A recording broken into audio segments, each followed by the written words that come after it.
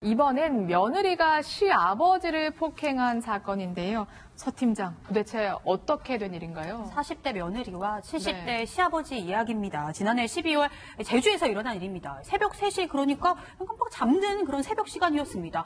세상 모르고 시아버지가 잠을 자고 있었는데 그런데 평소에 이 시댁에 관련해서 며느리가 좀 금전적으로 좀 갈등이 있었던 것 같아요. 좀 뭔가 분노가 폭발을 했는지 자고 있던 시아버지 방문을 벌컥 열더니 네. 애들을 다 죽이고 이 집에 불을 지르겠다 이렇게 이야기를 했고요.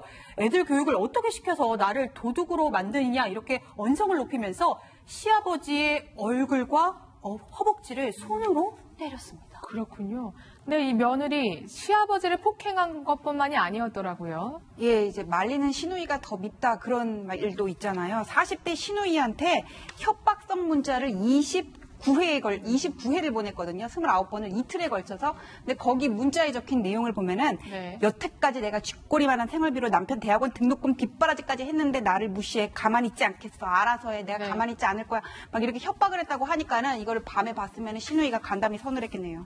네. 이게 그러니까 날짜는 이틀에 걸쳐서인데요. 따지고 보면 만 하루입니다. 그러니까 뭐 하루 이틀. 그래도 어쨌든 짧은 기간 안에 29번.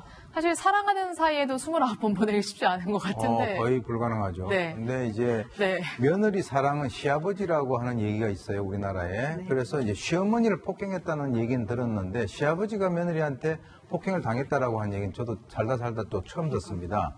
근데 이제 이 자신이 무시당했다라고 하는 구체적인 그런 내용들은 잘 모르겠습니다만은 아마 남편의 대학원 뒷바라지를 쭉 해왔고 했는데 아마 이 여성 같은 경우는 자기가 존중받아야 된다라고 하는 일정한 기준이 있었던 것 같이 보입니다. 그런데 이제 주위에 있는 사람들이 자기를 어떻게 보면은 그냥 돈을 벌어가지고 뒷바라지 하는 어떤 기계로 생각을 하고 인간적인 어떤 대우를 잘 해주지 않는 것이 아닌가라고 하는 그 부분에서 상당히 광분을 한 것 같고요. 지금 이제 그 순간 왜 제가 광분이라고 얘기했냐면 사실은 며느리가 시아버지 때리기가 쉽지가 않거든요. 네. 그런 관계가 아닌데 그런 상황까지 갔다는 것은 그 순간 아마 이제 어떤 이성을 잃었던 것 같습니다. 네. 평소 금전 문제로 시댁 식구들과 갈등을 빚어왔다고 하죠. 결국에는 수사기관에서 수사를 받고 재판에 넘어가게 됩니다. 변호사님, 법원의 판단이 궁금해지는데요. 징역 4개월 집행유예 1년이니까 이제 신병이 구속되진 않았는데요. 네. 원래 이제 존속이죠. 시아버지는 직계 존속이기 때문에 직계 존속에 대해서 이렇게 폭행을 하거나 이런 부분에 대해서는 좀 우리가 좀 엄하게 처벌하는 게 있거든요. 근데 특히 또 야간이었잖아요. 오전 3시에 가서 시아버지가 주무시고 계신데 이렇게 폭행을 했다고 하더라고요. 그리고 시누이한테도 만 하루에 걸쳐서 29회 문자를 보냈다 그러는데 협박성 그 부분도 보면 밤에도 보내고 했으니까 아까 변호사님 말씀처럼 진짜 밤에 그런 협박 문자 보면 좀 서늘했을 것 같은데요.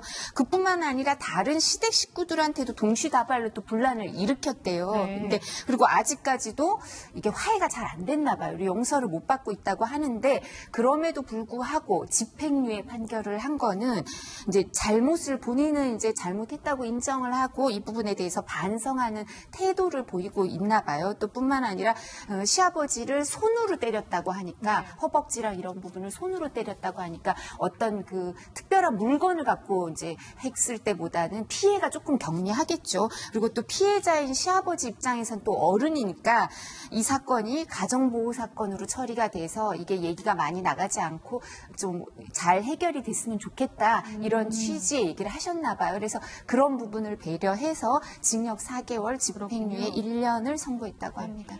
시아버지는 가정보호 사건으로 처리되길 원했다는데 가정보호 사건으로 처리되는 건 어떤 건가요?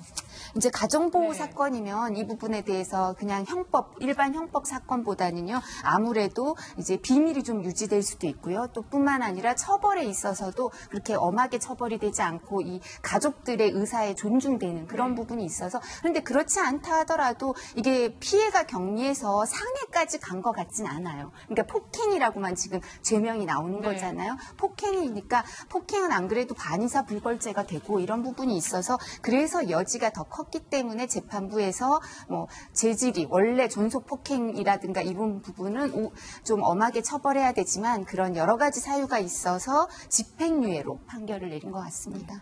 근데 요즘에 정말 옛날에는 뭐 폭행 아니면 뭐 협박 문자로 이혼을 했다 이런 소식은 들어도 뭐 경찰서에 갔다 아니면 법정에서 뭐 폭행 혐의로 처벌을 받았다 이런 얘기를 잘 못 들은 것 같은데 요즘에는 이러한 사례가 좀 많은 것 같기도 해요. 옛날에도 있었는데 아, 드러나지를 그래요? 않았겠죠. 예, 그래서 근데 이렇게 막 시아버지에 대한 폭행이라든지 협박까지 가는 경우는 정말 극단적인 경우기는 한데 네. 사실 시댁하고 며느리는 친하기가 어려워요. 그리고 세상에서 제일 싫은 게 시집살이고 시금치가 제일 싫은 며느리들도 많아요.